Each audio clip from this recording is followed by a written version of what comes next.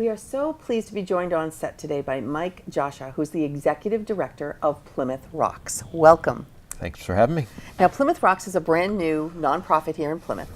You've only been around really since the end of 2017 when you were officially launched as a nonprofit. Tell me a little bit about the history of Plymouth Rocks and why you put it together and what it's all about. Sure. As a musician and filmmaker who lived in Boston for quite a while, moved to the South Shore, found myself for years with my wife going back into Boston, back into Cambridge for film and art and music and so forth. But then that started to kind of change because Plymouth was really happening and there was a lot of music and film and stuff in Plymouth. Yeah. So the more we stopped going into the city, spending more time in Plymouth, I'm like, this is so great. Yeah. Is there a film festival in Plymouth?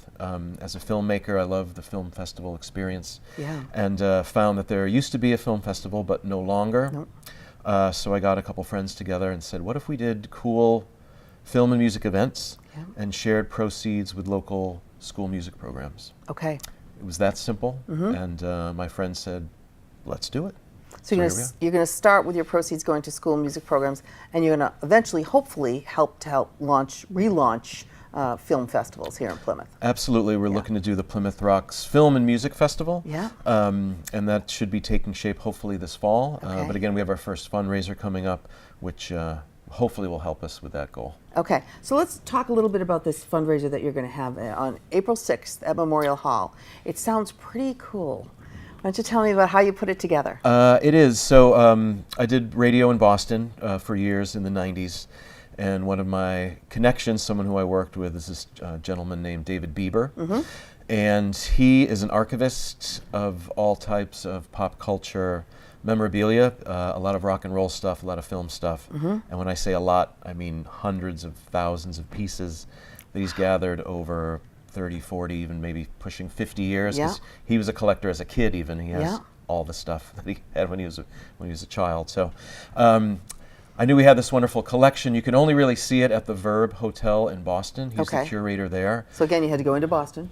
Going to Boston to see this unbelievable portions collection of this one-of-a-kind collection. And it truly is spectacular at the Verb. But again, that's literally the only place you can see his stuff because he's been collecting it but not really showing it. Okay. So I decided to pull my friend card and just say, could we possibly show some of your great stuff at our fundraiser? He graciously said, of course. And we've been pulling pieces very slowly over the last couple months to show at our fundraiser on April 6th. And how did you decide which pieces out of all of them that you'd pull?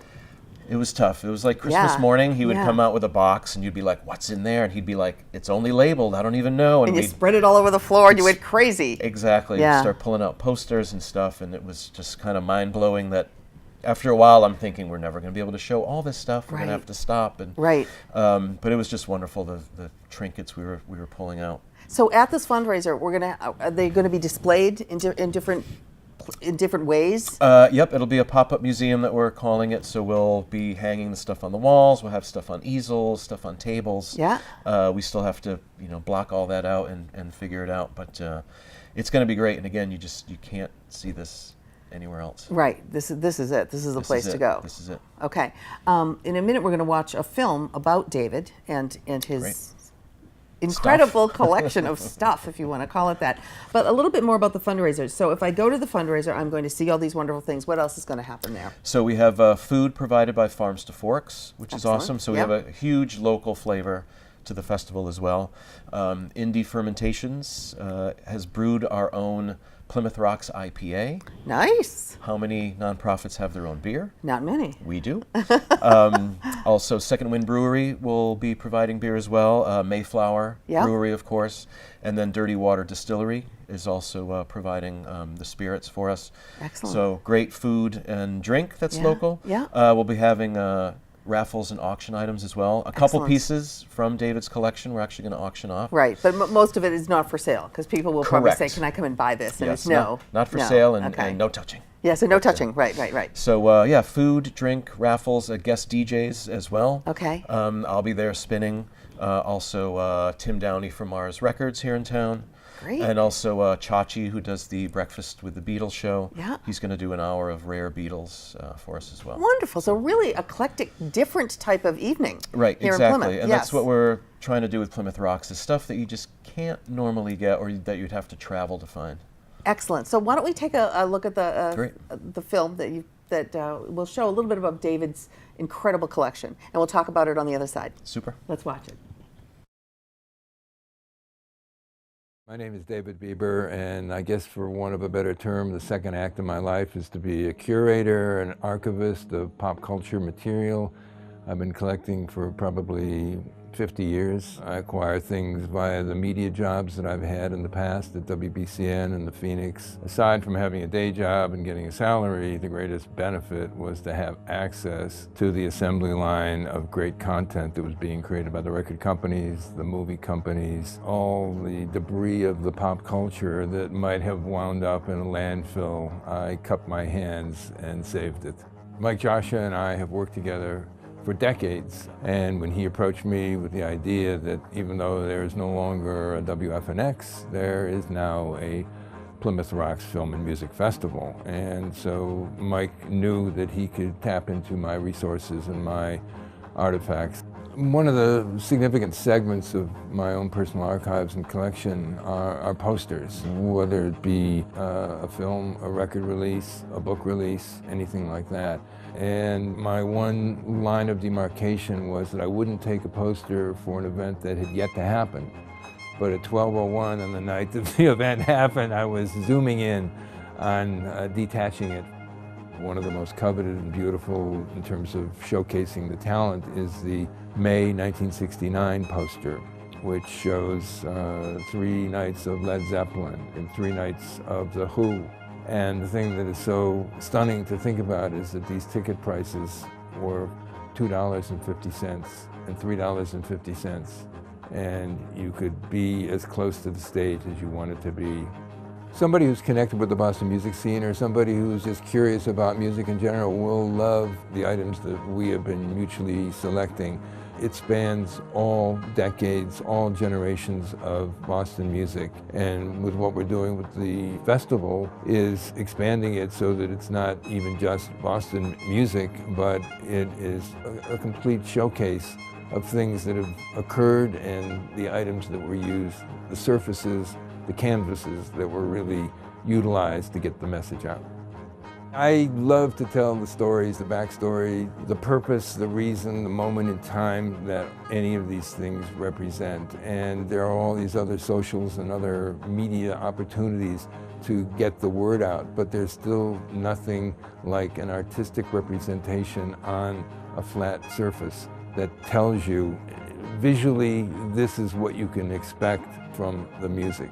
In the past, I had loaned things for publications, and I always was just satisfied to get a credit line, and it would say the David Bieber Archives, but that didn't really mean anything because everything was in storage and could have, quite frankly, been a myth. But I'm now delighted to be able to share it with people.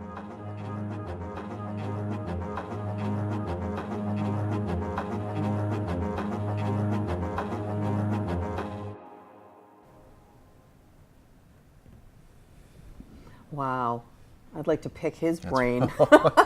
It's a great thing to do, to pick his brain. And he has stuff from, the old timers. I mean, when I grew up, that was our bands. And Right. the prices that they were showing, the Who, Led Zeppelin in Boston, $3 to go see them. And all playing in the same month at the old Boston Tea Party. Right, right. So I can understand now why, after seeing that, picking through his collection must have been such a chore. It's hard to stop because Yes. he's got, so many things. I mean, well, you make a big pile, and then after Yeah. a while you're like, okay, we have to make that pile a little smaller, but then it gets bigger again because he pulls out another box. Right. Now, what about, do young people gravitate towards this older music? Well, I think it's not just the older stuff. We have posters like from the most recent Boston Calling shows. Oh, okay. And things like that. So it's truly all generations. Any rock and roll fan, music fan, film fan will enjoy what we have across the spectrum. Right. And can you give us any idea of what might be raffled off at the event? I have 2 posters. Yeah. One's an old Boston band that I could not find this poster anywhere Anywhere. on eBay. Yeah. And another one is a huge 80s band, and this was like a greatest hits compilation poster. Yeah. And I saw it for a couple $100 out there on eBay that someone was sending, but I can't say who it is. You have to come see them. Right. But you can win 'em. I think people just, when they go to this event, they're going to start talking to other people that have liked the same interests and the same music over the years, and you might reconnect with people that otherwise you never would probably reconnect with. Exactly, or like we've been saying, we're picking conversation pieces and hanging them up, and then where the conversation goes Is with where the it crowd goes. is up to them. And then I think this is also the type of collection, we could do this every April for the next 20 years, and you would never see remotely the same piece. Repeated, right. That's how much stuff. And that we could fill the entire Memorial Hall instead of just the Blue Room. Yeah. Because he's got so much stuff. And so it's not just music, he also has movie posters and a ton of film posters that will be rolling out as well, which ties in with our music and film. And film. So let's talk a little bit about your, in October, I think you want to have this music and film festival. Yep, October. How do you envision this? I envision it as a weekend at Memorial Hall. Okay. One night being more film related, and then the second night being more of like a rock and roll show. But again, because it's Halloween, there's so many things we could show or do or team up with. Talk with the Philharmonic a little bit about in the future doing something with live music score to film. Yeah. And there's a lot that goes on in Plymouth right around Halloween too. Right, exactly. So you can piggyback with all that. And putting in a kids element, you know, during the day, like a matinee show as well, and just making it an unbelievable weekend. Halloween themed, maybe a little 80s themed as well. Yeah. And then bring in a lot of art pieces again also.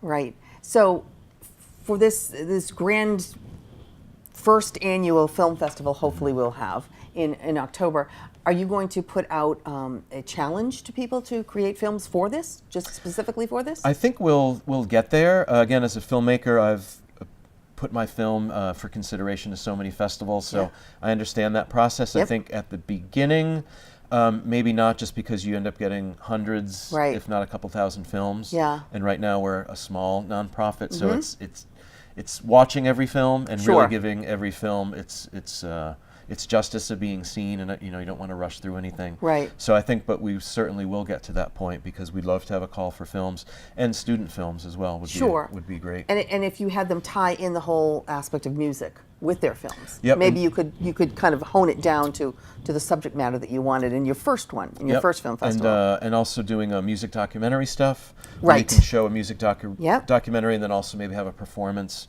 from those artists right after. Perfect. Oh, that'd be so. There's a lot of things that you're thinking about doing. There's a lot of stuff. A lot of creativity. Right. Now, what if people want to join Plymouth Rocks? Go to the Facebook, Plymouth Rocks, or go to the website, PlymouthRocksEvents.org. Okay. And get more information on us and how to get involved. Excellent. And tickets as well. For April 6th. For April 6th at Memorial Hall. So Plymouth Rocks fundraiser, April 6th at Memorial Hall. Starts at 7? 6:30 is the VIP experience. Okay. 7:30 general public. Okay. It's going to prove to be a really cool night. It's going to be fun. Yeah. Well, thank you for being here, and we will have you back again. Oh, look forward to it. Thank you.